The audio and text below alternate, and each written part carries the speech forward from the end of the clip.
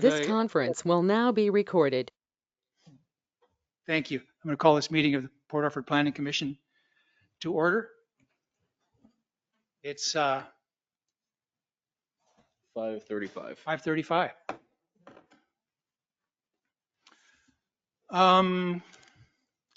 So we have, I'm going to call the roll. Commissioner Head, Here. Commissioner Levendahl, Here. Commissioner Burnt, Commissioner Burnt. You were there a Here. minute. Oh, thank you. I guess there is a delay. And Commissioner Lawton. I just got a text that she's trying to download the app. She's trying to download Yeah. the app. Okay, well, maybe she can join us Yeah. as time goes on. Okay. And Commissioner Thielen is here. And that's everybody, I guess. Crystal. I'm Crystal online. And Crystal is online. Good. Our planning director. Thank you, Crystal. Chair comments. So I'd just like to say thank you for all the citizens coming and everyone coming. Often our meetings are kind of boring, and there's some kind of talk back and forth. But I'm going to kind of run a tight ship here because we may have some differences of opinion. So we want to make sure everyone gets heard properly. So I might use a gavel. I think that's it. Minutes of the meeting, May 7th. Any comments or corrections or additions to the minutes?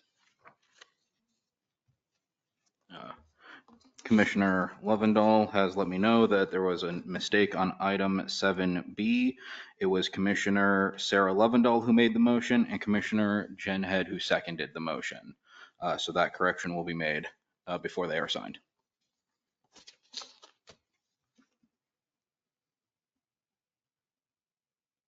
Anything else?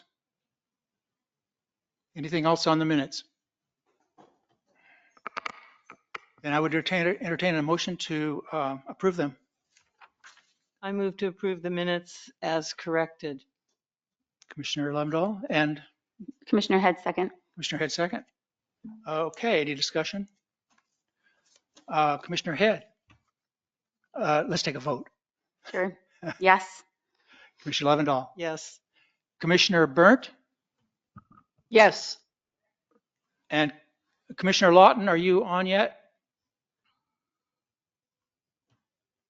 Then I am yes. Commissioner Thielen is also a yes. That's the minutes. So public comments on agenda items only. So if anyone has comments on the any of the items on the agenda, this is the time to do it. Each person will have 3 minutes. The applicant for the conditional use permit, they will be able to speak. That person will be able to speak during planning matters, so they can make their statement then. And I'm not going to limit that to 3 minutes. But everyone else will have a 3-minute time limit. I'll be timing, and anyone in the room can speak. Anyone can speak about whatever they want. So it's on the agenda. So you don't need to sign in or anything. So first person would like to come up and speak, state your name, where you live, and I'll start the timer. Yes, please.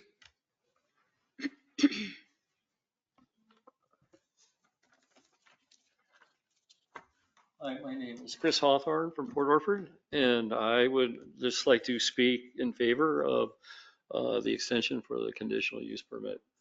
I think this is a great opportunity, as I've mentioned before on this matter, that it's a great thing for Port Orford, and I would like to not to see anything come up that could hamper or the progress of the a group is already making toward that Elk River development is making out there in the Knapp Ranch. And I wholly would hope that you would support and grant that extension to this particular CUP. So. Thank you, Mr. Hawthorne.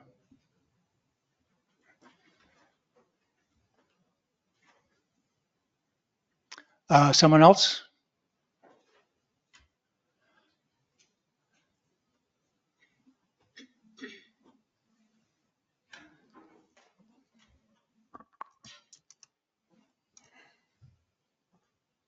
Penny Cease, 834 Deedy Street.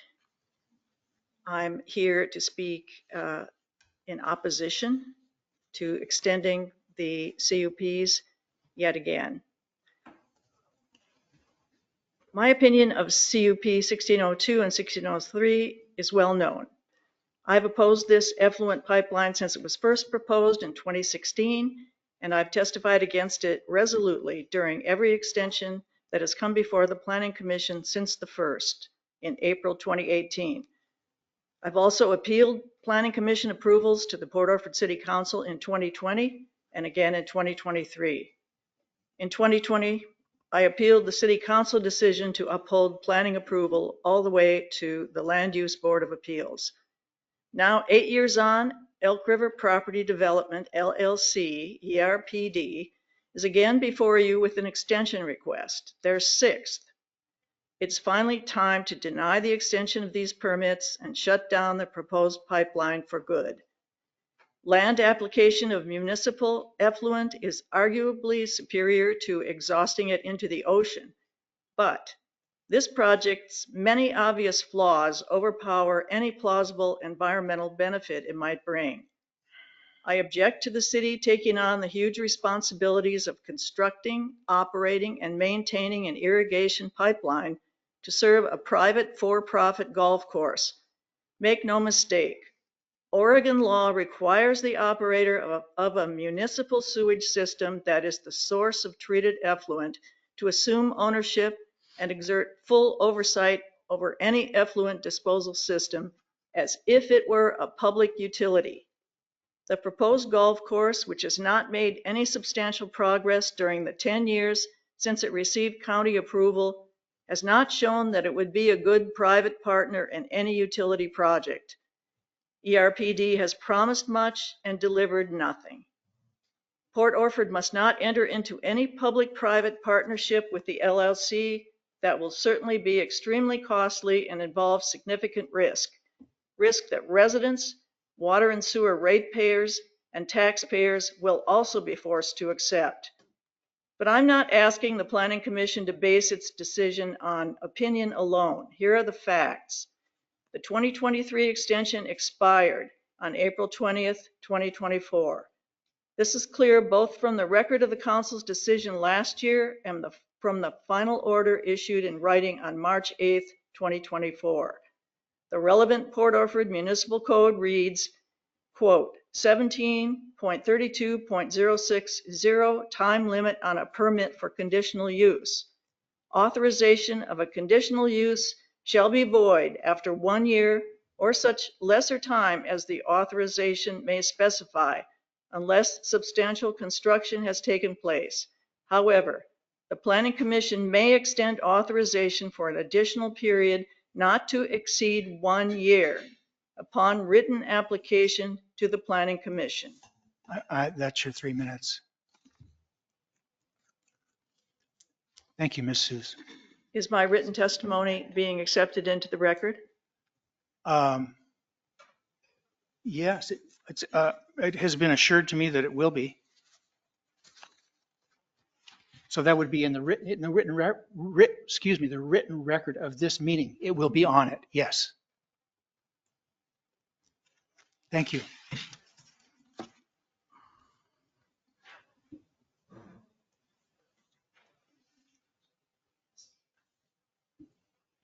Anyone else want to speak?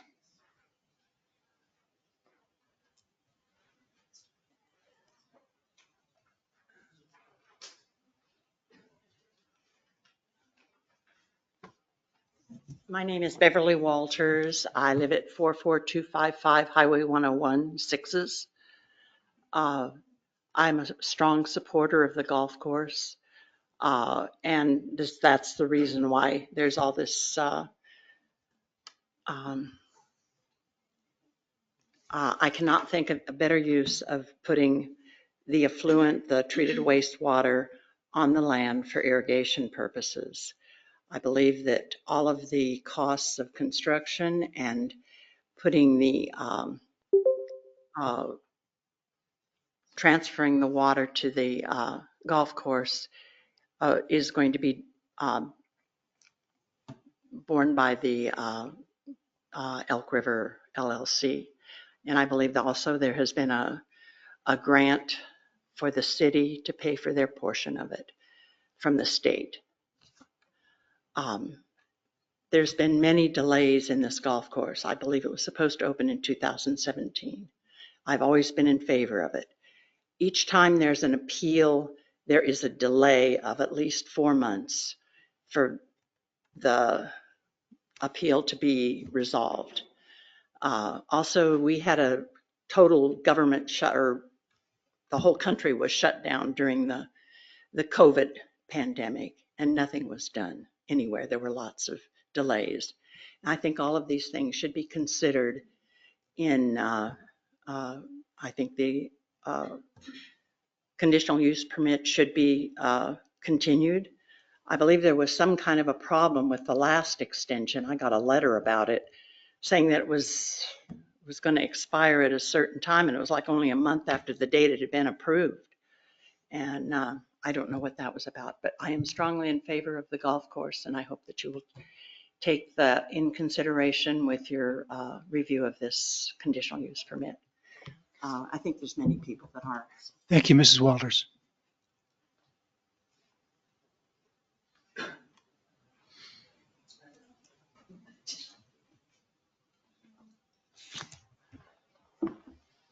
Hello, I'm Dana Gurney, 834 Deedy Street. I would like to continue reading the statement from Penny Cease of 834 Deedy Street. ERPD did not successfully bring its application for a one-year extension before a planning commission meeting in a timely fashion prior to expiration of the previous extension. Therefore, the Planning Commission has not been able to extend authorization, and CUP 1602 and 1603 are officially dead. ERPD's attorney, Bill Close, did send a letter in January requesting an extension, but at the same time his letter said, "Wait, don't do it yet." Why not? Because, Close maintained, the lack of a signed final order meant that some imagined opponent was just biding her time, waiting to unleash an appeal to LUBA when the final order became available. Seriously, why would an opponent allow so much time to elapse without a demand for a final order? And why would ERPD allow it either? Perhaps the real reason for Close's attempt to lob a wrench into the works can be found in his asking in the letter, quote, "When does the one-year extension run from?" It is when the city gives notice of the 2023 extension order. Of course, that's it. He is suggesting that, hey, it's been a year since the city's decision, but let's say the extension really only began on March 8th, 2024. Bingo! An extra year without any need to appear before planning and without any accountability for failing to obtain necessary state permits. Will he be making this claim during the June 10th hearing? Be ready for it. It is also a fact that a timely hearing before planning in April would have been possible, even allowing 21 days from March 8th for an appeal to be filed. Why did Close not exert due diligence and make it happen before April 20th? The answer can only be that he was angling for a 2-year extension, which is explicitly not allowed by city code. Did the Luba decision in 2021 say that Port Orford can interpret its code to allow the commission to disregard the requirement that it hear each extension application and render a decision? Or to interpret its code to allow the commission to consider an application after an extension has expired? No. The Luba decision considered only the question of how many one-year extensions may be granted. The remainder of the code was unchallenged and it stands. I'm sorry, that's, Here is my conclusion. Based on the facts, the Port Orford Planning Commission must decline to extend the conditional use permits and thus void them finally and entirely. thank you, Mr. Gurney.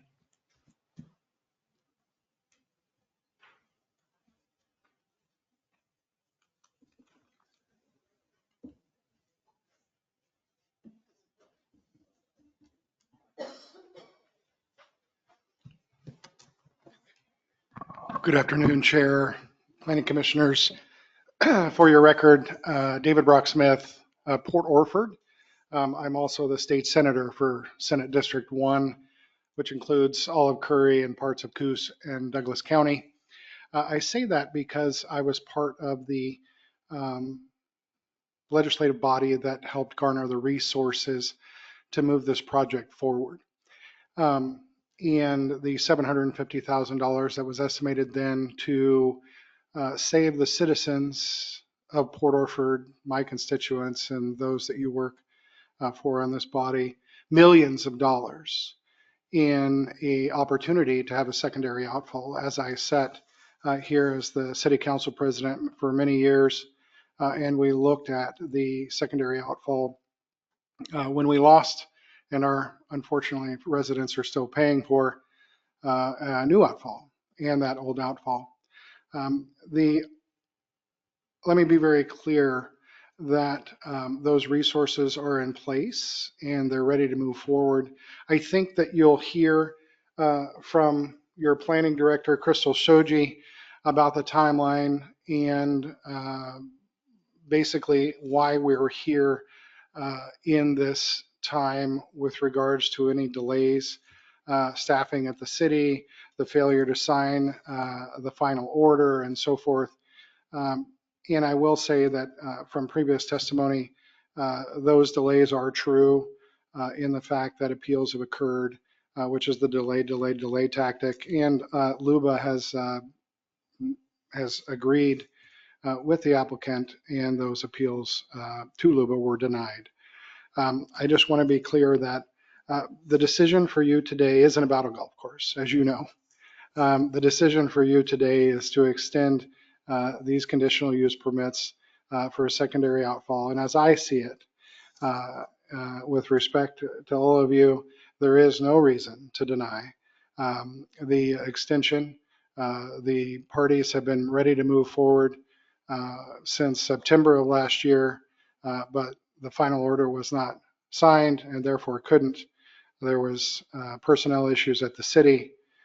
They've been resolved, and hopefully now things can move forward at an expedited fashion, and the citizens of Port Orford can be ensured that they have a secondary outfall. And that will be up to the council, the city council, of course, and the conditions surrounding that. So thank you so much. Thank you, Senator Smith.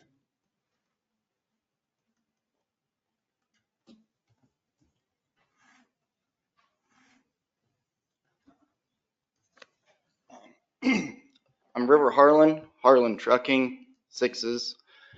Sorry, not very good at this. I don't have a paper to read. All good. But I worked for Joe Marsh Excavation for 5.5 years. We did a lot of work in Port Orford, and I've seen the failing infrastructure that we have here.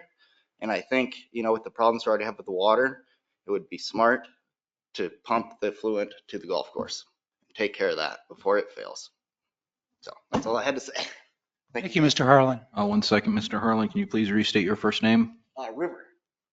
Can you spell the River, form? R-I-V-E-R. Thank you. Thank you.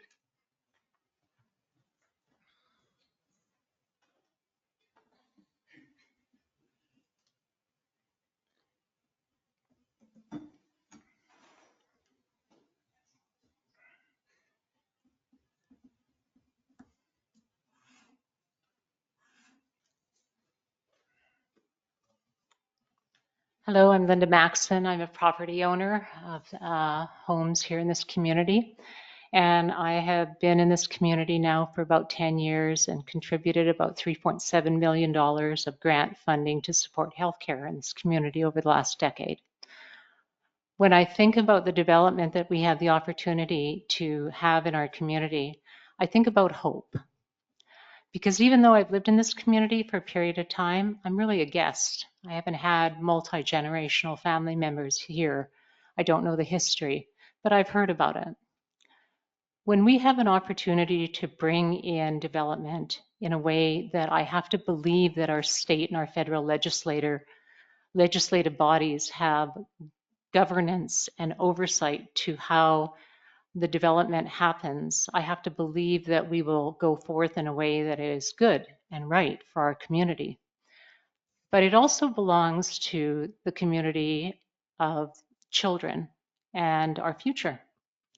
When we think about having children come back to this community for jobs, when we think about hiring teachers that want to come to a community that have good, clean recreation, we have to think about how we invest in the community.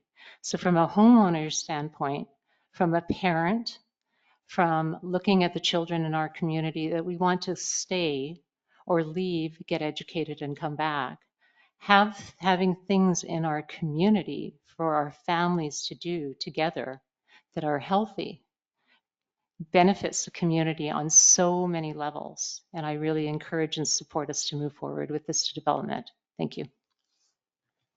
Thank you, Ms. Matson.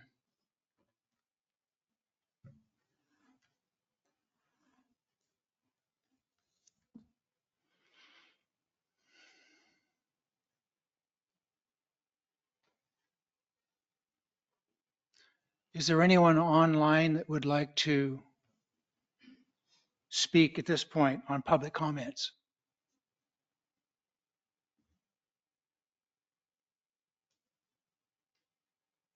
Is there anyone else beside the applicant that would like to speak?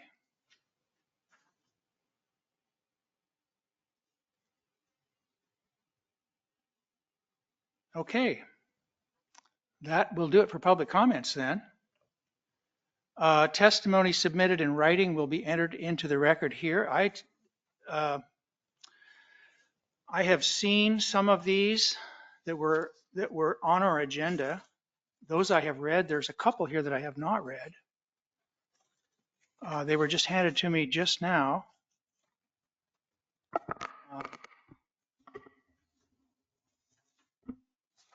Let's see. That one I read. Kim Foster I read.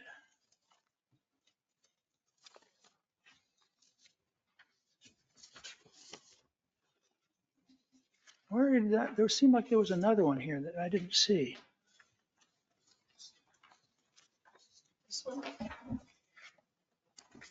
Yeah, that one with the letterhead on it. I saw that one. There was one with a letterhead at the top. Oh, here. Sean T. Malone, that one? File I haven't gotten to. Okay.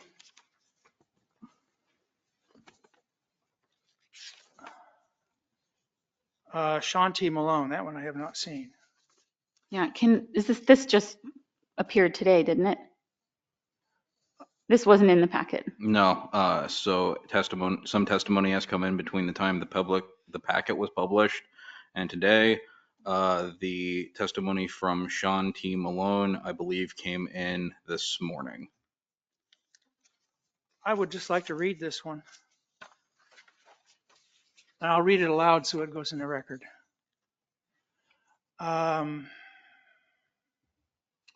City of Port Orford Planning Commission regarding extension of pipeline, 1602 and 1603. Dear Port Orford Planning Commission, please accept this letter on behalf of Oregon Coast Alliance regarding the expiration of the 2023 time extension for Elk River Property Development's 2 conditional use permits. As noted by others, the 2023 extension expired on April 20th, 24. A request for an extension for 2024 needed to have been filed before that date, but the applicant did not do so. In January 3rd, 2024 letter, the applicant specifically requested the city not to move ahead with processing the 2024 extension while some procedural matters were clarified.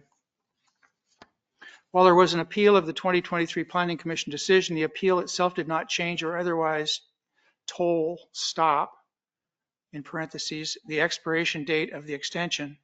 This issue has been addressed previously in Bartel versus Washington County or LUBA. There's a number here, LUBA 2001-96, August 14, 2002. Slip op. There, an applicant sought clarification as to whether the time for commencing construction would be told pending appeal and that extension would be necessary. While the city ultimately dismissed the appeal on other grounds, LUBA did not hint that the interpretation was somehow incorrect. A pending appeal does not absolve the applicant of complying with the timelines for extensions. See id. I believe that's this footnote. Moratoria are a good example of limited duration decisions that expire during the pendency of an appeal. Even there, regardless of an appeal, the timeline is not told by virtue of the pending appeal. This must be a lawyer. That was a joke. It says attorney at law at the top. See id slip at 3, letter stating the time period was not told by the ongoing appeal and the petitioners would have to apply for an extension under Washington County Development Code. Id at 7, County Council opining that the period for commencing a construction is not told by the ongoing appeal. Id at 8, ongoing appeal did not toll 2-year deadline. ERPD, the applicant here received an approval for the extension and was free to move forward in reliance on that extension, barring a subsequent decision by the county prohibiting it. Any final order would either confirm that the date requested would be approved or denied. It would not create a new date for the extension. The City Council ultimately has significant deference in interpreting Port Orford Municipal Code 1732-060 to determine that the extension time limit is consistent with what was granted to the applicant. But significant deference is not necessary because, as is evident from Bartel, refusing to toll the timeline pending an appeal is not controversial and is consistent with the code. The Planning Commission can lay the foundation for that interpretation here by finding that the ERPD failed to timely apply for an extension for 2024 before the April 20th expiration date of the 2023 extension. Finally, there's no need for a final order. It is moot. The extension of time granted pursuant to the 2023 request has expired, and a decision by LUBA would have no practical effect. The key inquiry in determining whether an appeal is moot is whether LUBA's review would have any practical effect. Oregon Waste Systems, example, Oregon Waste Systems versus City of Portland, 18 ORLUBA, 510-512, 1989. Warren versus Lake County. I'm not going to read those. These are, you could look those up. They're going to be in the record. Because ERPD has not established that any pending appeal does not toll the expiration date of the requested extension, this time extension application cannot be approved. The 2023 time extension expired April 20th, 24. It is too late now for the applicant to apply for or receive an extension for 2024, and thus conditional use permits 1602 and 1603 are expired. Orco requests that the record be left open for 7 additional days for further testimony.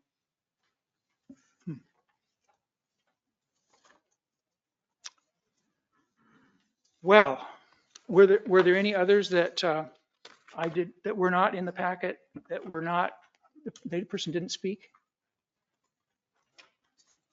And I'll read them. Oh, that one. There's 2. Yikes. Commissioners, Port Orford. This is from Michelle Hanna. No, I do not want to see another extension of the proposed reclaimed water pipeline to a non-existent golf course in Port Orford. After reading up on the amount of chemical pollution on what it takes to maintain a green for golf, it does not seem safe for the environment around a wild and scenic waterway or the ocean. I wonder how many studies have been done to ensure the safety of our wildlife and fish. Furthermore, the idea of adding the proposed water reclamation to our taxed water system makes me wonder about the city's priorities. Work on making water accessible and affordable for the residents of the city before all else. The ability to miss deadline after deadline and still be a conversation at this point Makes me wonder who profits from the proposed golf course. It makes me also wonder about the ethics of Port Orford officials. Something is not right to keep pushing this. Sincerely, Michelle Hanna, 2537 Port Orford Loop Road. And I think this is the last one. ERPD Golf Course Pipeline, Beth Wilmot. Dear Commissioner Harrison, I'm writing to you about the permit for the golf course effluent pipeline. If my understanding is correct, the permit has expired and the applicant did not follow the written Port Orford law in applying for an extension, but they want an extension given to them anyway. My feeling about it is that the planning commissioners need to follow the written municipal code. I am following all the laws in building my house in Curry County, and I expect everyone else to do the same. I expect the commissioners to require the same from everyone. Thank you for your time, Beth Wilmot. Good for her. Was there someone online who wanted to speak? Anyone else in the room? Yes, sir.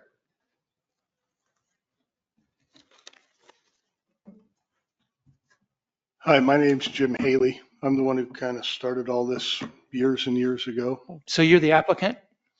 Troy's going to speak on Okay. behalf of the applicant. All right, thank you, Mr. Haley. I just wanted to weigh in real quickly here. I was intimately involved in the extension process through Bill Close and Crystal Soji.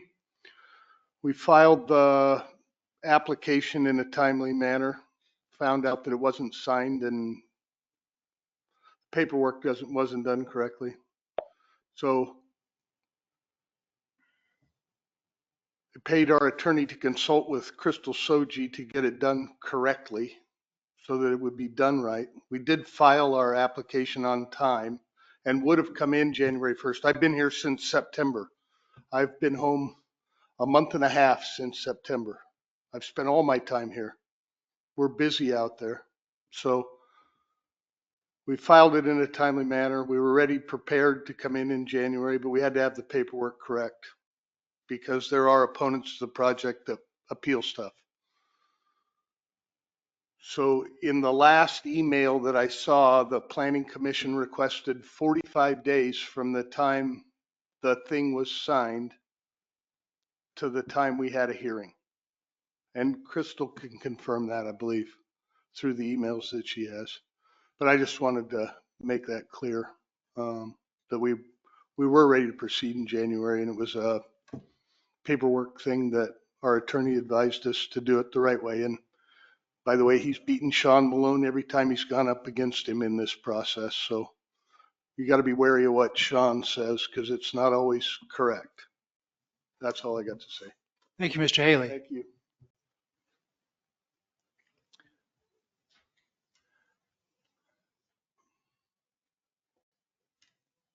Okay. Sounds like it's time for the applicant to speak.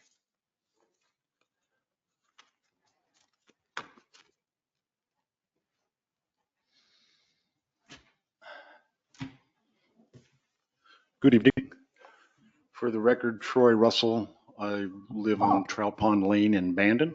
What was your last name, sir? Russell. Russell, thank you. And I'm here to speak on behalf of Elker Property Development to humbly request an extension for conditional use 1602 and 1603. Well, first I'd like to comment on some previous speakers, and Jim just touched on, he kind of gave you the play-by-play of our attorney, Bill Close. It's a process, and he and we are following the process. Last year's extension was appealed, and then it went to the city council, and on April 20th, the council denied the appeal and approved the extension. But they forgot, nobody signed the order, and that went unnoticed until January.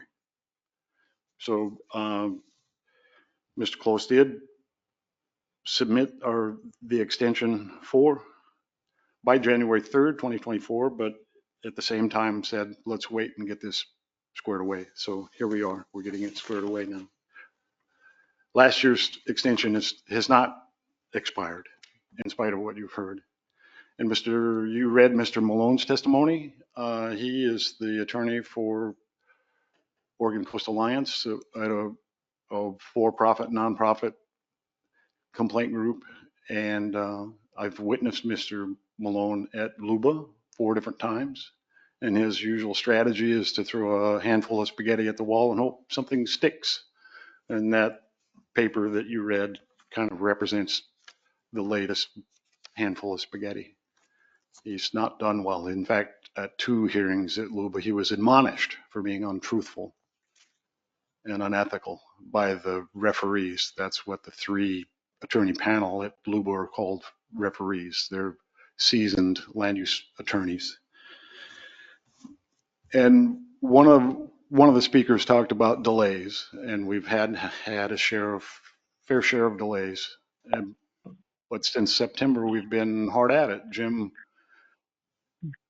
has been pretty much a full-time resident. We're clearing out there.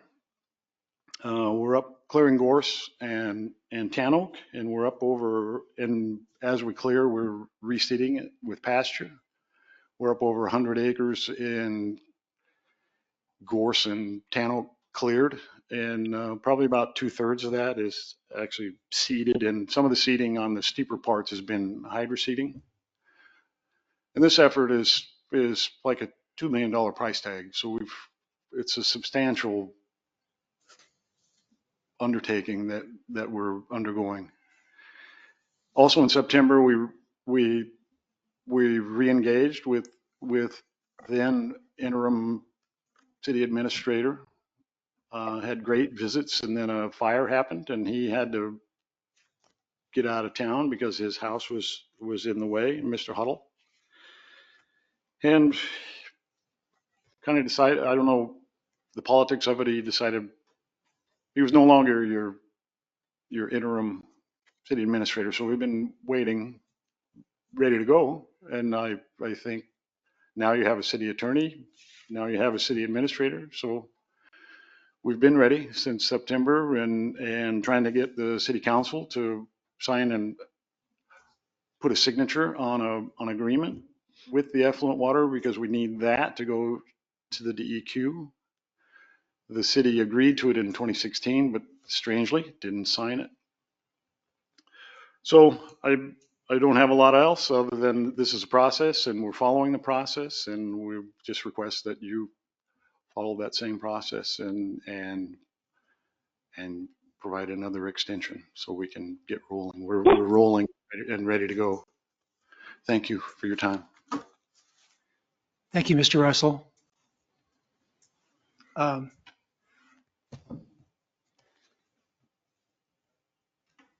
I think we might want to ask you a question or two. That's fine. So, are you saying that you, when you came before last year, actually no one showed up, but we were told that the DEQ was holding you back, or that you were waiting on the DEQ to do something. What's the status in the DEQ now? Have you received your permit? We have not. We need a signed agreement with the city of Port Orford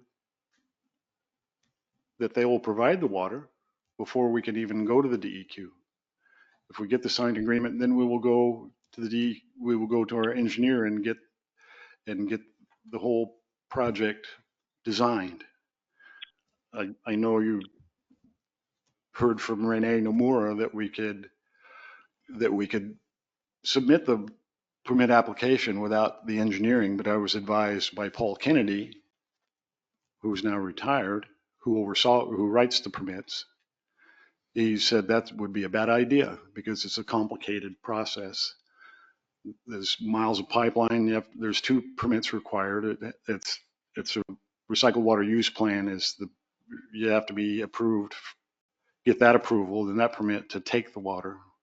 but you also have to have another permit to use the water, and that's probably the more complicated one because the Oregon Health Authority is also involved in that.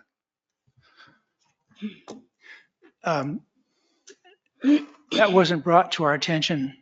This is the third year I've sat here and done this and voted. Mhm. And Thank you for that.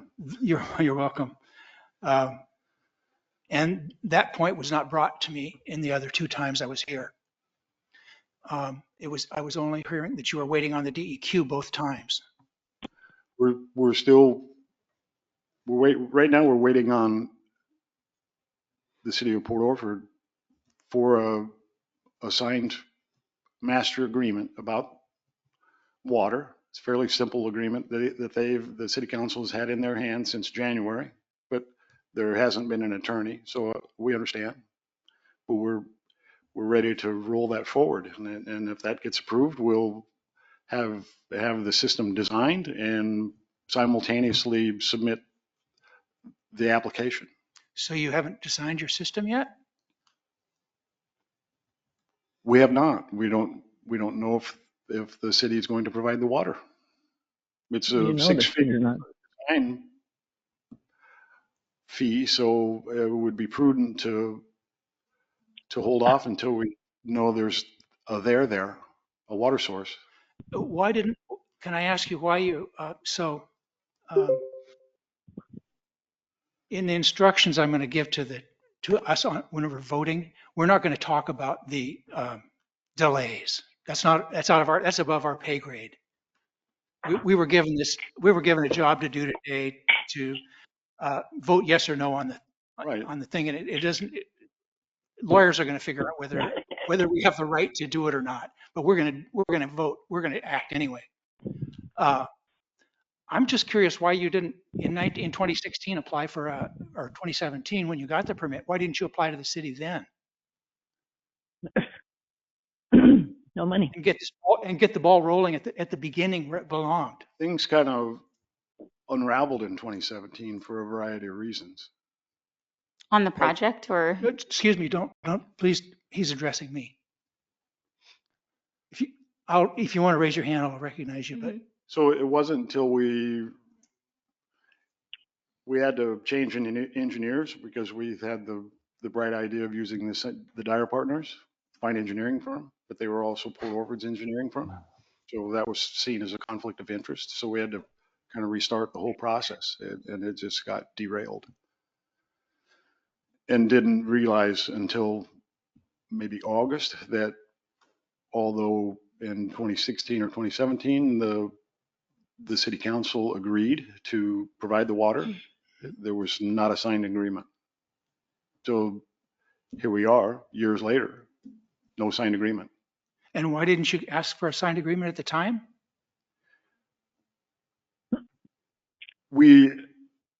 Things unraveled, and do we need to hear the history or not?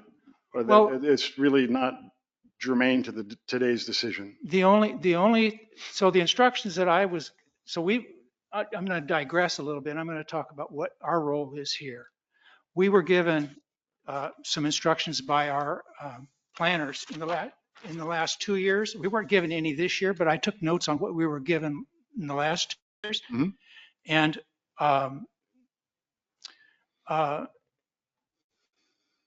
we're not going to question the time delays. The time delays are, somebody else is going to decide that.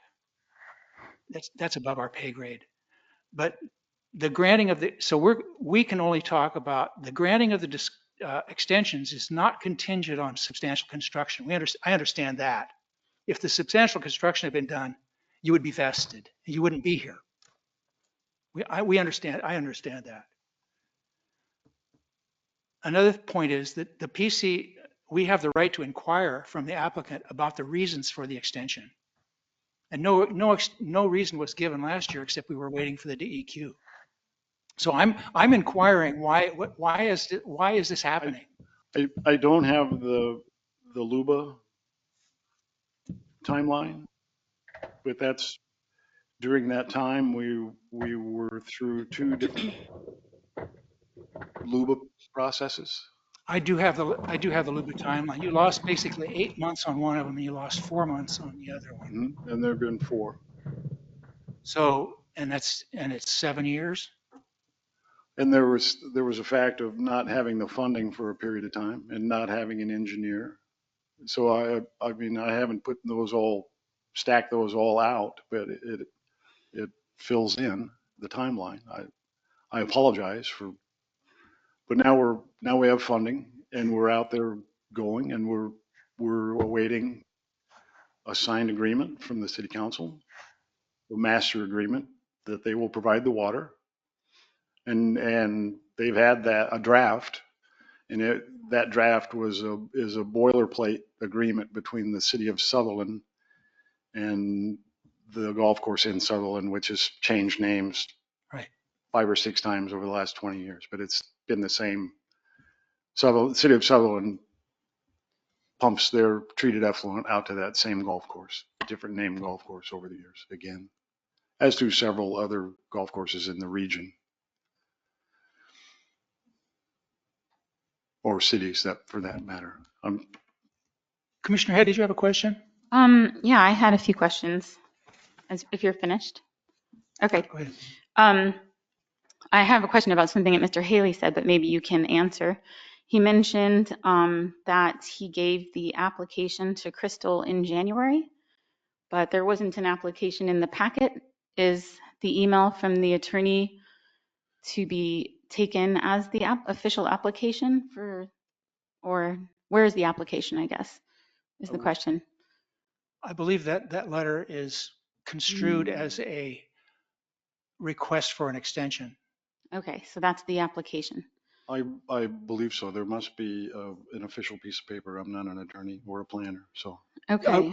Crystal, you had something to say. Thank you. I think you need to turn on your speaker.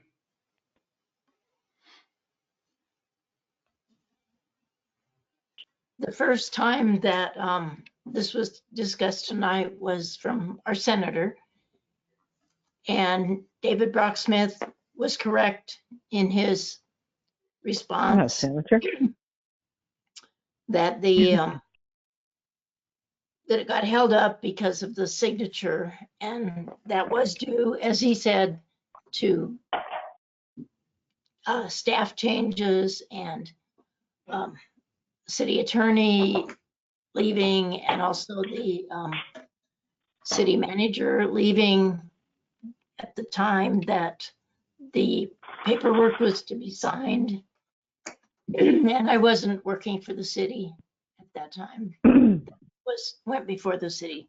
So all those things are true. I agree with what our planning commission chair is saying. We can't determine as lay staff people what the attorneys are going to determine. So that's not our job. What the attorneys are going to determine about, we know whether it's right or wrong. We waited. We're just doing what we thought we had to do. And that was to get this before the planning commission once there was a signed statement. So Okay, this is stuff that other people have said, but I just wanted to confirm that. The only question that I have has to do with the water itself. And this is for Troy. I'm sorry, my voice is not good today, but at one time when this was approved, I thought the city and the golf course people were meeting about the water. Did that kind of fall apart, or nothing ever really happened at that time?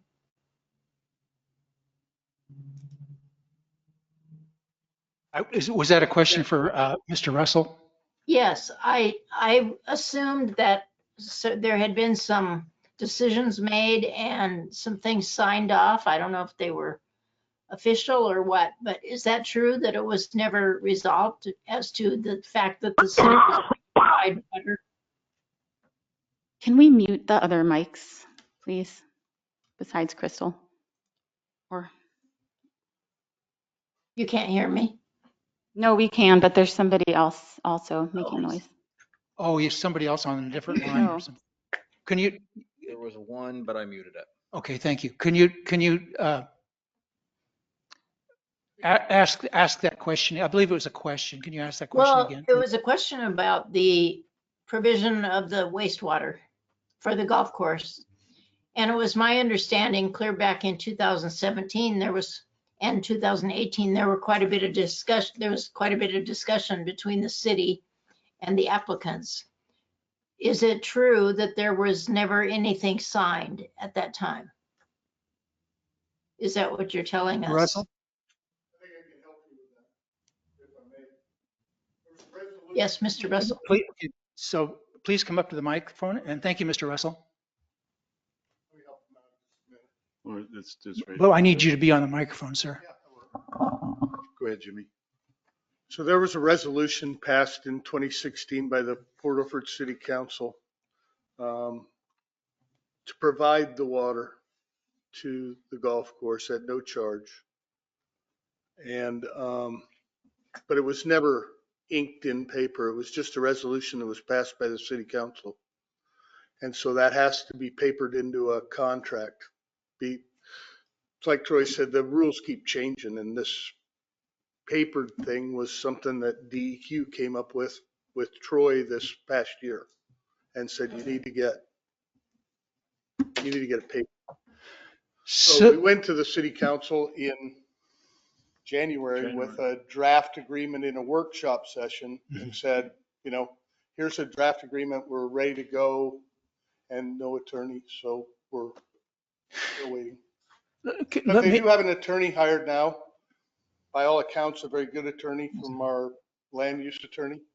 And she has the draft documents as well as the documents from the other golf courses that are receiving wastewater, affluent water from cities. And so she's working on it now. I would like to say thank you. You answered my question. I didn't know whatever happened. This is Crystal. I would like to say thank you because those were some questions I had from being involved at the time. Thank you.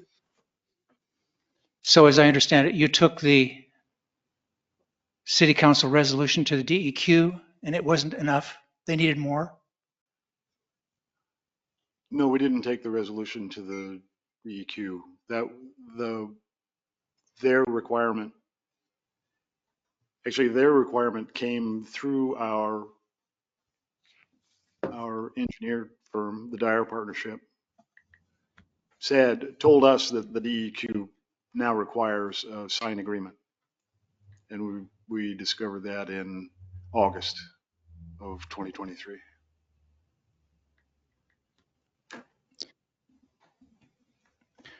I will confirm, this is Crystal, I will confirm that that is the way things work. It's all a process. Till you find out you have to do something else. Thank you. Can I say something, Greg? I'd like to just say that just in general, I think there were some of us on the planning commission when we were deciding this last year, we were a bit disconcerted that there was it was basically all we were hearing was hearsay. Oh, the DEQ's working on it. We're waiting on this.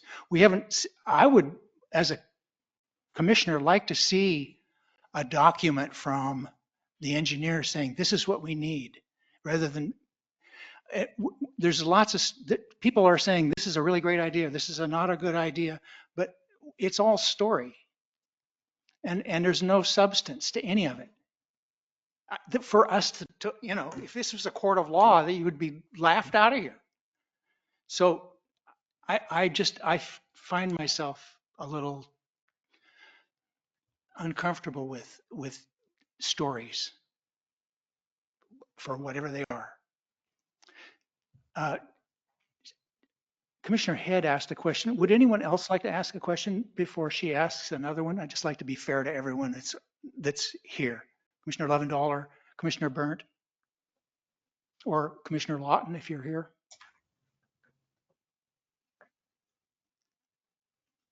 If not, did you have another question? Yeah, I talked to the DEQ last year before the last planning meeting where we voted on the CUPs. And I was speaking with Renee, as you know, and she did not mention anything about a signed agreement from the city. She said that she was waiting on, there was some holdup on your end, had been going on for several years. There were COVID issues and on, but that she was waiting for things on your end to move the application forward.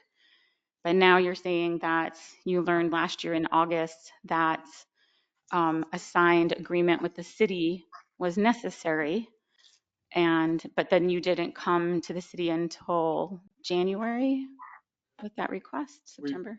We were in conversations with John Huddle in September, and then John went away and nobody replaced him for some time. And then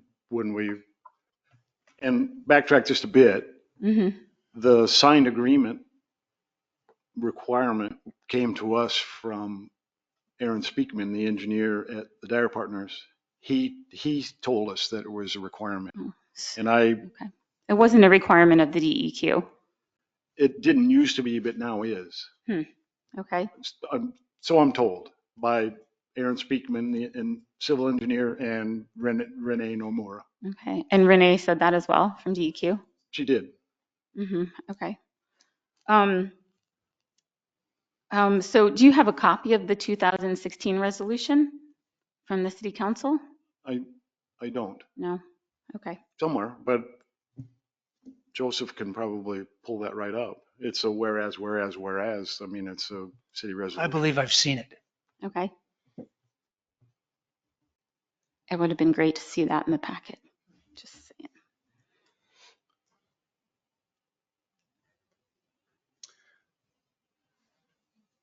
saying. Chair Phelan, this is Commissioner Burnt. Yes. I do have a question. Yes, go ahead, Bern. And my question is to Mr. Russell. Have you provided the city with any kind of written plan for how this will all come to fruition, and the expenses involved, who is responsible for the maintenance of the pipeline? I'm not aware of any such document, so that's why I asked this question. I think it would be helpful for all of us to have something like that. Thank you. This is a chicken and egg exercise. I'm happy to provide that once we get it engineered, and we're not going to get it engineered until we get a signed resolution from the Port Orford City Council. It's a fairly large expense to get it engineered. They will come up with a budget. An agreement will be hashed out. Attorneys will talk. That doesn't answer your question, but here we are. We want the chicken, but we're stuck with an egg. I keep coming on this metaphor of being in school, and when you have an assignment to show up and you show up with nothing. This is a procedure, and it's a request for an extension. Right. And I'm not here to tell you how the watch works. I'm asking you for the time. And we have the right to inquire for the applicant about the reasons for the extension. And I know you're here talking now, but when the application was made for the extension, there were no reasons given. So we're kind of just coming onto this like, yeah, I understand. And you're coming on here, and it's like the homework. There's no homework. Where's the stuff we can call the DEQ and say, hey, is this what's up with this? Or it's all. I called the DEQ. Did you see? There's in our packet. I spoke with. Yeah, I saw that. Yeah, and she said that they could approve it, but they may want to wait and have under advisement. Yeah. By Paul Kennedy, who would have been back then would have been the one to write the permit and check the homework. He advised against applying before the engineering, because they also approved the engineering, a different arm of the DEQ. He's probably retired too, a gentleman by the name of John Gasick, who works for the DEQ out of Medford, oversees all the engineering designs and approves them. It's a multi-pronged, they each have their own specializations. And those characters have changed in time. But I think John Gasick is semi-retired, still would be the one to look at the engineering once we're to that point. And we can get to that point fairly rapidly if we get an agreement from the city of Port Orford that, yes, indeed, as they said in 2016, that they'll provide the water. Anyone else have a question? I have a question, but I'm not even sure if it matters. I'm wondering how the missing signature from last year has kept you from moving forward. I know I've got one letter here from an attorney that said that it doesn't matter, and then one letter from another attorney that says it does matter, and you disparage this attorney, and the other attorney is your attorney. So maybe can you explain how the missing signature that was discovered when you were trying to reapply for the extensions, how did that prevent you from reapplying in time? We did reapply in time, according to Crystal Soji, your planner. I have a copy of the 2016 resolution if you'd like to read that. I think I've seen it. Again, the question of the timing is above our pay grade. Right. That's not going to, that's not, we can't involve ourselves in that decision. Right, but whether it was, okay. Thank you, Mr. Russell. Thank you for your time. Crystal, do you have something else? You are still muted, Crystal. If we don't want to talk about the time or any of that stuff, it's not pertinent, but that was held up at the request of Bill Close, who is their attorney. We didn't have an attorney, and our counsel had agreed with the applicant's request. And so when the applicant's attorney, who is online here with us, gave his opinion as to when we should proceed, that's what we did. Yeah, and that's where we are here. That got us here. If there's no more questions, thank you, Mr. Russell. We'll go ahead and make our decision. Thank you.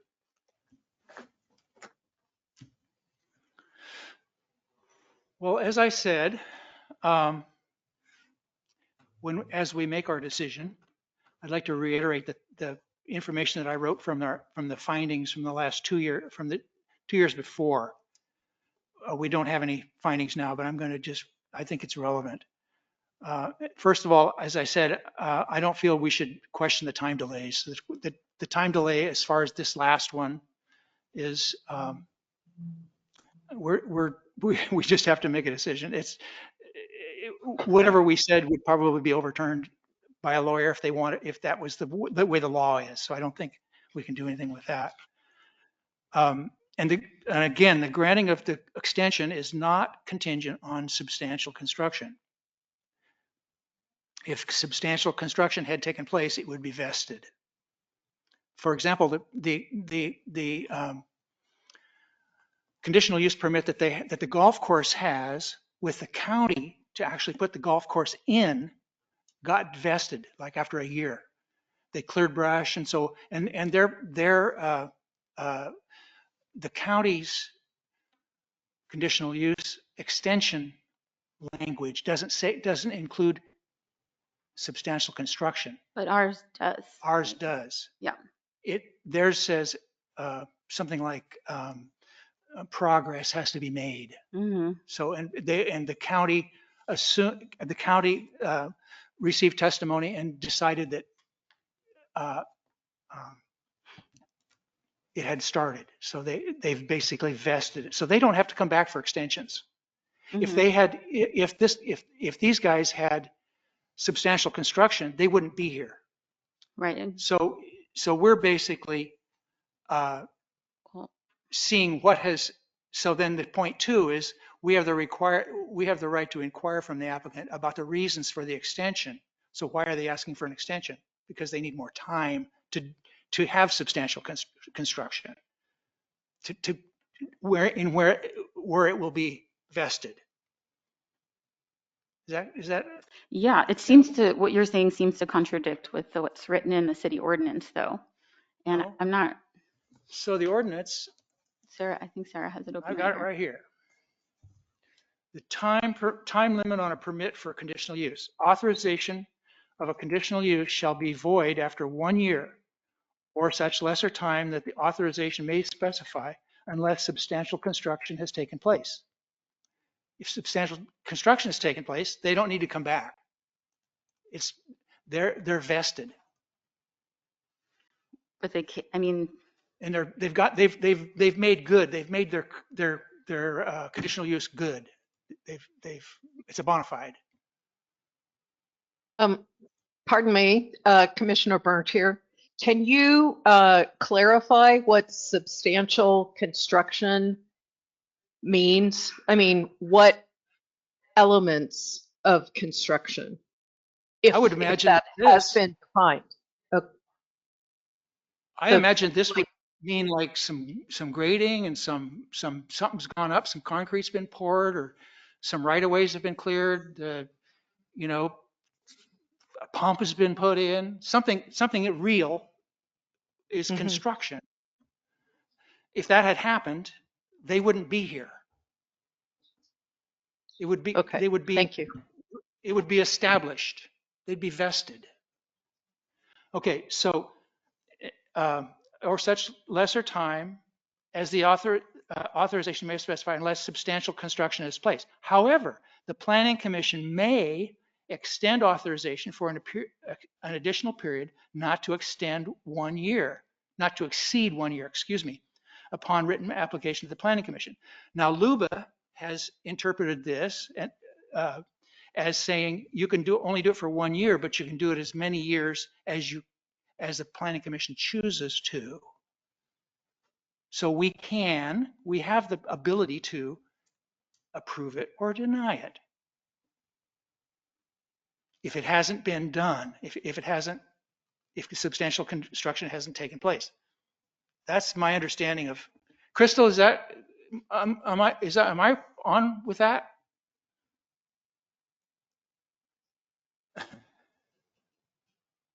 Yes, we looked at the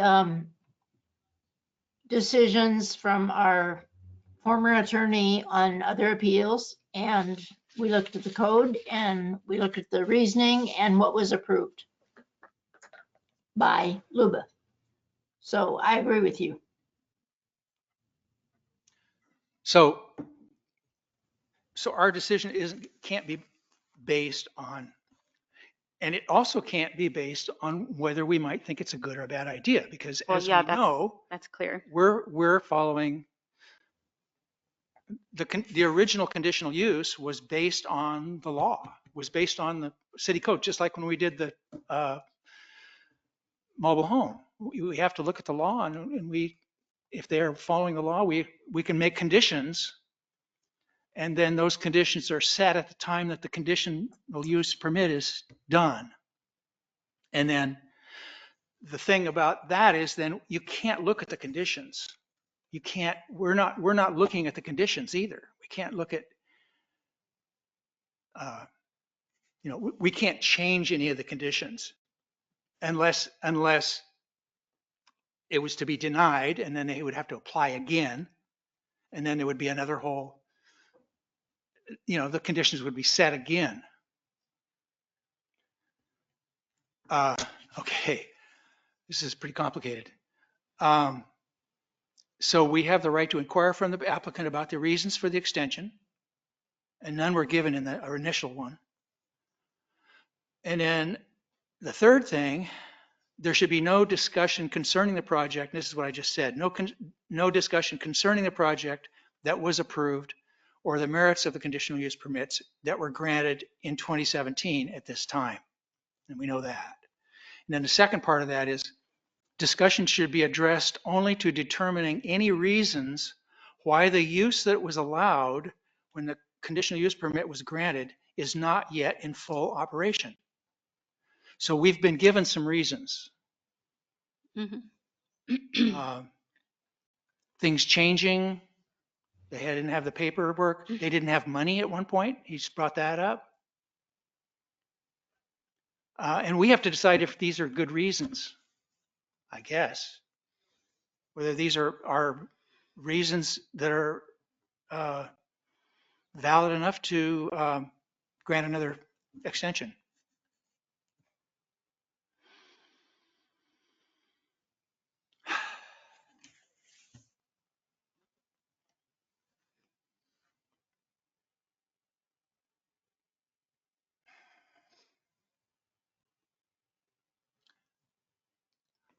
I wonder if, and maybe Crystal can answer this. So are we allowed to consider if conditions may have changed in 7 years?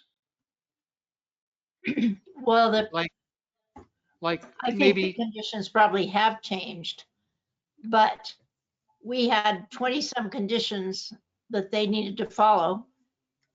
And if those aren't valid, they need to come back and ask for a review or revision of the conditional use permit. Oh, they can do that? Well, I mean, it would be like going through a new process, but that's what many people do. I mean, that's what the cell tower company does all the time. The cell tower is up there. They have a carrier. They have a bunch of carriers coming onto it. Everybody, every time they want to do something that changes the footprint or changes something, they come back and ask for another conditional use permit based on what they already have. So, I mean, that is probably the way I would interpret it. The attorneys could argue that too, but you can always come back for another conditional use permit. I don't know if you'd have to open up the whole thing though. I think that would be in question. The thing that occurs to me is probably the engineering piece of this. There are probably lots of pieces of this that if it was opened up and looked at, it would just be rubber stamped.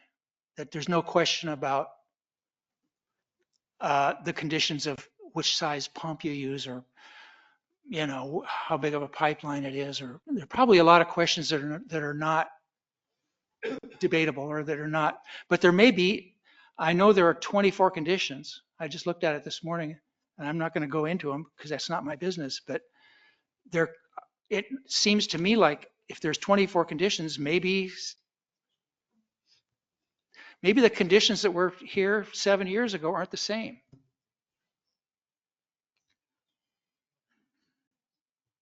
And they should review it. We can't review it. That's not our purview. Yeah, I agree. That's not ours to decide. They would need to come to us and say, we can't meet this condition, and then we would have to determine whether they need to do a new conditional use permit or whether that is a minor change. I see. So there is such a thing as a minor change? Well, I mean, there's always, we don't have it defined, but in any city, you can't just put everything in black and white and assume that everything can go that way. You have professional staff and they have to determine, are we changing something that is really part of the structure here, or is this something minor that can probably be changed without having to go back through a whole process? Thank you, Crystal.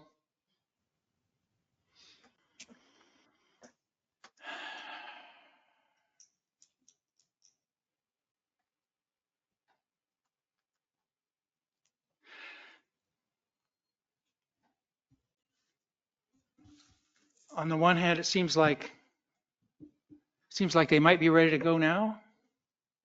And on the other hand, it seems like they missed the boat. I just don't understand how the signatures just keep falling through the cracks. It's pretty important.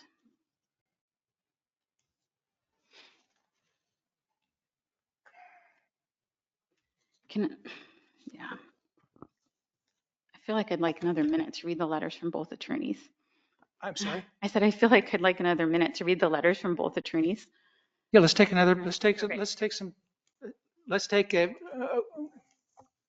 let's relax for a little bit.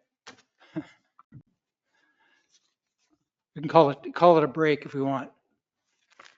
Let's take a 10-minute break. 10-minute recess.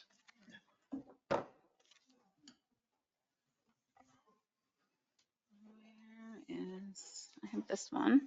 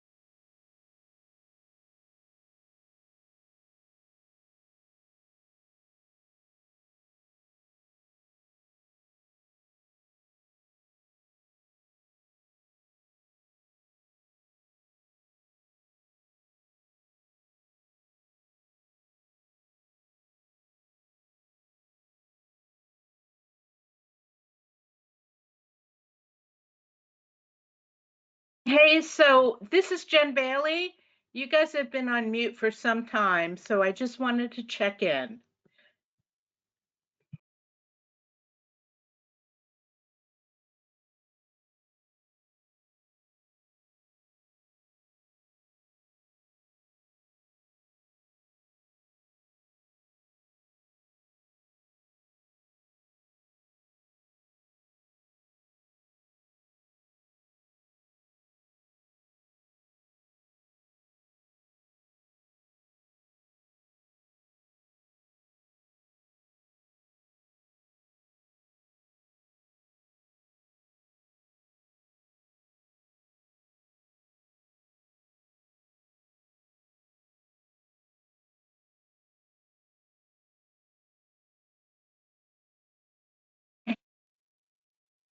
Apologize, I don't know if you can hear me, but guys have been on mute for some time, and I just wanted to check in.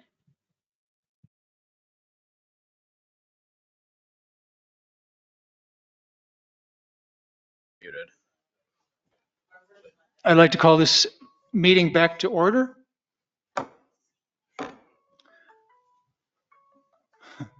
Stop that. I'd just like to say I really appreciate everyone being civil.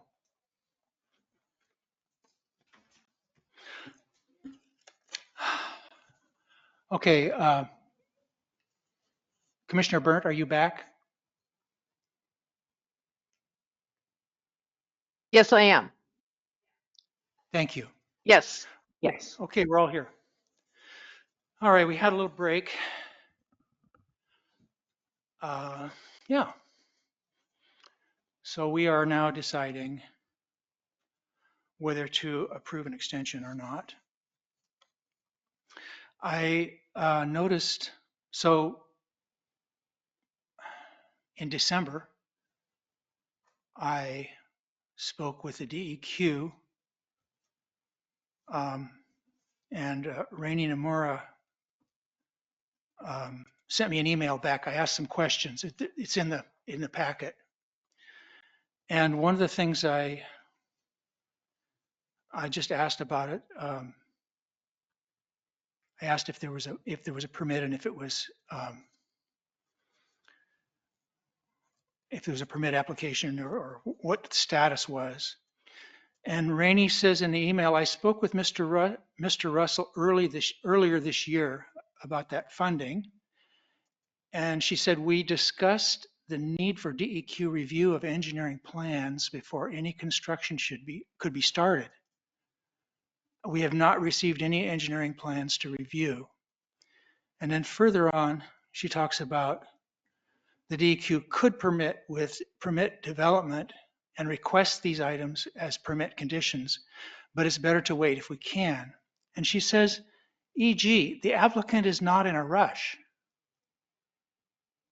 which kind of surprised me because I believe it was Mr. Russell said that since last September, he'd been full on board and ready to go. And Mr. Russell communicates with me on a regular basis. So I've not changed the status.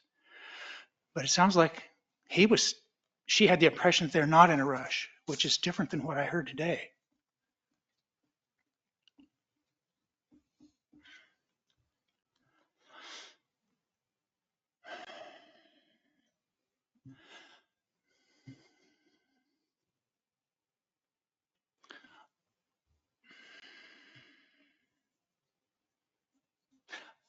I used to be a school teacher for a while, 10 years. And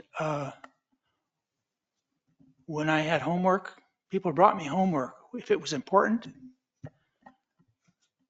And that's why I brought the homework thing up earlier. I was also, for 10 years, a licensed contractor, building contractor. And I took a lot of care in meeting deadlines and providing for my customers and taking care of all that business. And it feels like this company is not taking care of business.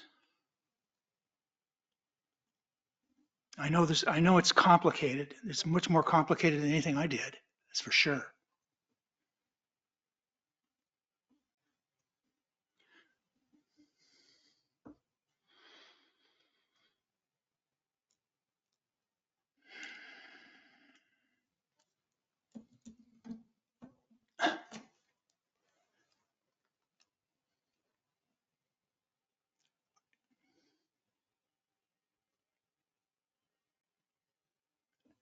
Those are two kind of feelings that I have.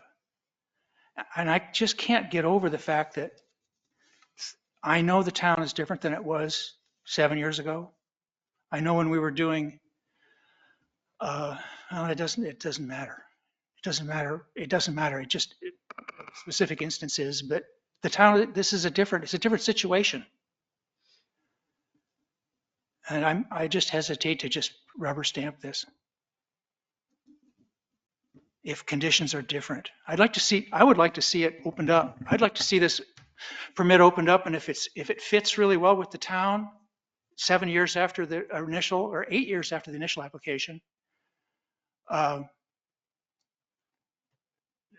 the parts that work get approved and the parts that don't work don't get approved. It starts fresh and they hit the ball running. It shouldn't take that long, I wouldn't think, to get a new, if these are good conditions in this conditional use permit. I don't have it with me, but if they're good and it works, I would think they could get it approved pretty fast and they wouldn't lose any time at all.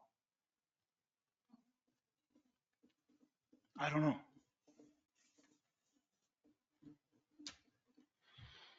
Is anybody else going to say anything?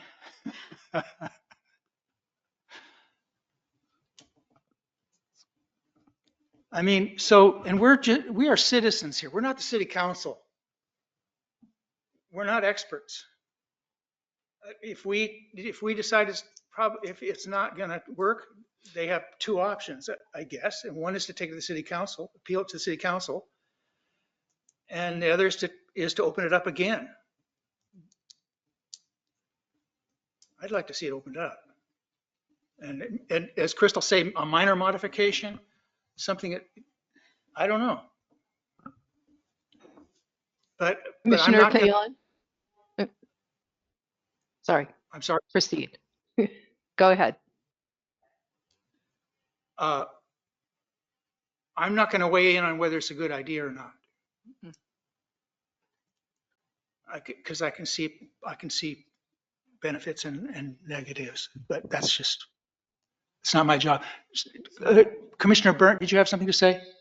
Yes, I do. I am also in the mindset that there have been so many discussions in so many different directions, and I think that we've lost some of the understanding of what this project and process is, and a reset seems to make sense to me. So that's what I would like to say, if I may. Thank you. No, you may, and that's what you're here for. And thank you.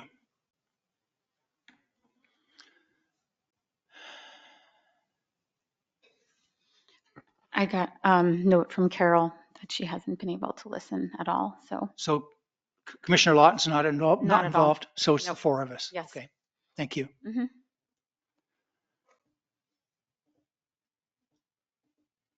I'll just make a brief comment. My understanding is we're not here to decide whether this is a good project or not a good project.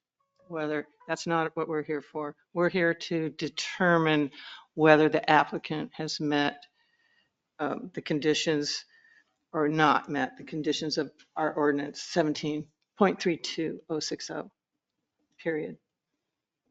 Correct? Yeah.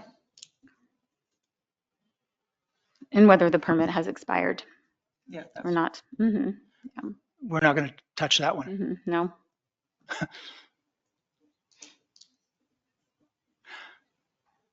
Is there anything more we want to say?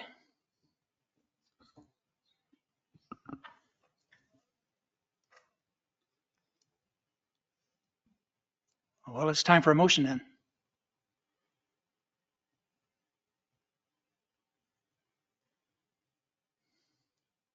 Do I hear a motion?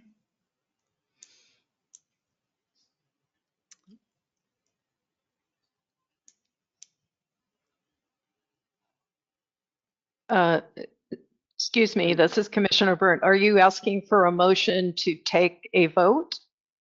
Yes, I'm asking for a motion that we can vote on. Oh, okay. Okay. All right. Commissioner Burnt would like to make a motion that we vote on whether to extend the conditional use permit for the Elk River Partners development. I think we want to put that in a form of, I was reading Robert's rules and they like to have it in an affirmative. Maybe that's not necessary, but I would say, rather than say whether to extend, I would say to extend or not to extend. So that it's very To clear. allow the, okay. So make a motion to either extend or not extend the conditional use permit. I'm saying pick one or the other. Sorry? So you would say, so you could say, I move to allow an extension of the permit, or I would say I move to not allow the extension. Rather than putting yes and no in the same motion. You understand what I'm saying? Okay, yes. Okay, I move to allow to extend the conditional use permit for the Elk River Partnership Development Group. So you move to allow to extend the conditional use permit. That would be 1602 and 1603. Yes. For 1 year? For 1 year. Okay, so there's a motion. The motion to allow to extend, or a motion to extend, really, right? Motion to extend, is that? A Motion to extend extend. 1602 and 1603 for 1 year? Does that make sense?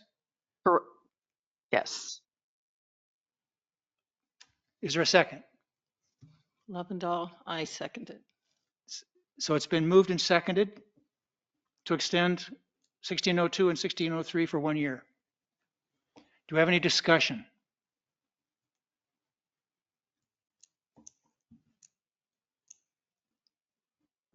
Okay, I'm going to call for the vote. Commissioner Head, No. Commissioner Lovendall, No. Commissioner Burnt, No. Commissioner Thielen, I am a no also. So it is not extended. I recommend that, personally, I recommend it be submitted again for minor tweaking or whatever. I'd like to thank everyone for coming and participating. Appreciate it.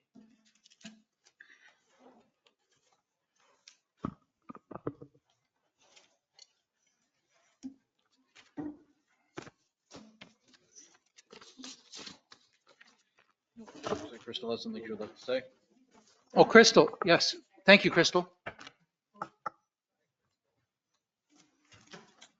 I would like to say that this is a recommendation of the Planning Commission and this, the applicants or anybody else that's here testifying could appeal this to the city council. I'm sorry, could you say that again? I didn't hear you. This is the planning commission's recommendation, and any decision that the planning commission makes on an extension could be appealed to the city council, Yes. as long as someone has standing. Oh, okay. So if someone has standing that can be appealed to the, They could appeal it. Yeah. they could appeal it. Good. Good. And I welcome that.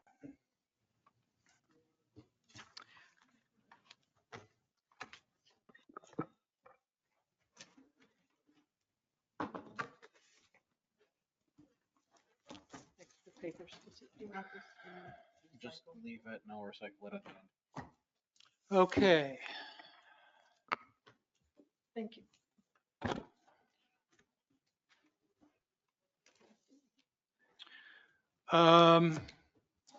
Planning clearances approved since last meeting. Discussion item A.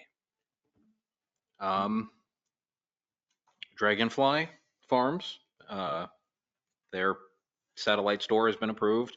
I sat down and discussed it late last week with John Isidore, head of Public Works, and I had all my questions answered by the applicant and questions I had for John, so everything should be moving forward on that.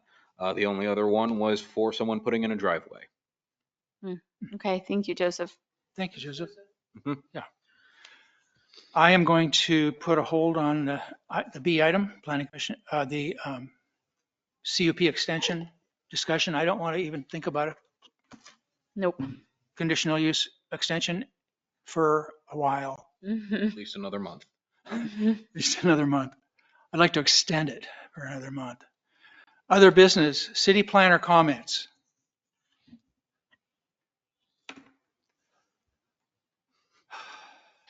I have no comments. Thank you. Thank you. Planning Commission comments? Yeah, I have a comment. I did not do my homework for housing, but it sounds like that's okay because we're tabling it. But I just wanted to bring this up because it's something that I was thinking about for our housing. Just wanted to get it on the table. That's something that we hadn't considered before is maybe creating another type of residential zone for alternative types of housing, basically to make sure that, if we do like a high density housing thing in certain areas, that it doesn't become pervasive in all the residential zones. That was just an idea that I had that I wanted to put on the table in case I forgot. Yeah. So, Yeah, bring that back. okay, as long as somebody reminds me. Is it going to be in the minutes? It'll be in the minutes, and I'll make sure to add to other business next month, alternative housing zone. Yeah, great. Thank you. Awesome. This is Commissioner Burnt. Could we maybe call it a hybrid zone? I don't know, just thought, food for thought. Possibly. Yeah, okay. I was thinking about like Portland has created a new zone for sort of more high density developments, which has been somewhat unpopular in some neighborhoods. We don't have to replicate that, but just the thought. But it's within the current zones is what you're suggesting? Yes, Or, within the, okay, yeah. within the city limits, it would be like an offshoot of R1 or something. I'm thinking specifically of like Idaho behind Rays and that area. Ah, okay.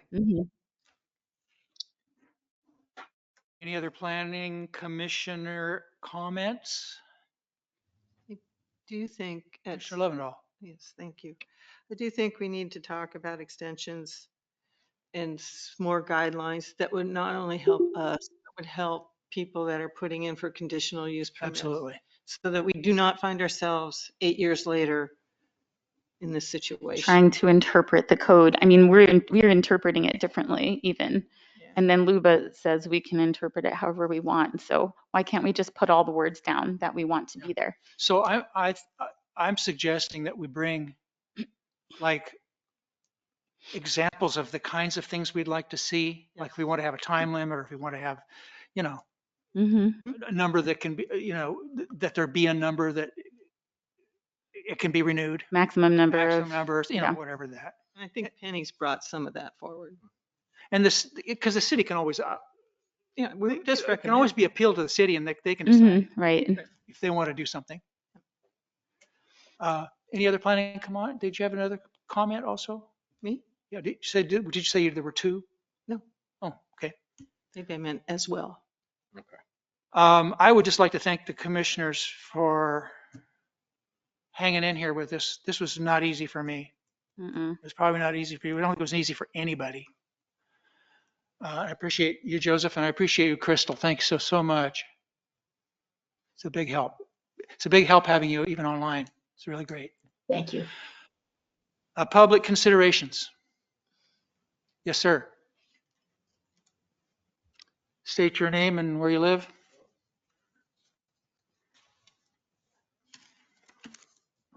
I am Dana Gurney. I live at 834 Deedy Street in Port Orford. I believe that the planning clearance forms, even though there are multiple pages, should be in the packets that the Planning Commission receives. Other jurisdictions do this. I've been suggesting this for years. Planning commissioners have come up to me privately and said, that's a great idea, but it never happens. I think that the PCFs, if you will, should be in the packet. A few years ago, under a previous administration, I once tried to get a PCF for the development next to Port Orford Sustainable Seafood. I could not get it from the city. I did get it from the county. I got the Port Orford forms from the county, but it cost me $50. I don't think I should have to pay $50 for Port Orford forms from the county planning department. I think they should be proactively supplied in the packets, and I think that the planning commissioners should look at the forms to see if there are some very strange and bizarre omissions and statements. In my opinion, there were a number of those in the administratively approved form for the Cove at Port Orford. And please consider that. Consider that you are commissioners, that are above the staff in the pecking order, and that if you ask for something like that, it must be done, at least in my opinion. I know it's a burden for the staff, but it is only the right thing to do. Thank you. Thank you, Mr. Gurney. Mm-hmm. Can we have that in the minutes? Yeah, that'll be in the minutes. Thank you. Wait, the planning clearances are Yeah. Mr. Gurney's No, statement? the Mr. Gurney statement. Yeah, yes, it'll be in the minutes. Any other public considerations? Yeah, so this is Jen Bailey. I hadn't planned to speak, but I did want to chime in, and I really appreciate the thoughtfulness and consideration that you all have to deal with. And thank you for contributing. And I think that's pretty much it at this point. Thank you. Thank you, Ms. Bailey. Okay, future meetings, July 8th? Yes, that should be the Is second. that a Monday? It is the second Monday of July. Is it gonna say Monday on the? Yes, the next one will say Monday. Thank you for everyone who pointed that out. So Monday, July 8th, we'll still be rolling on fireworks. Yeah. It won't be anything like this, though.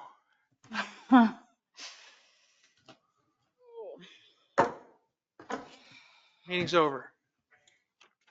Meeting adjourned at 7:24.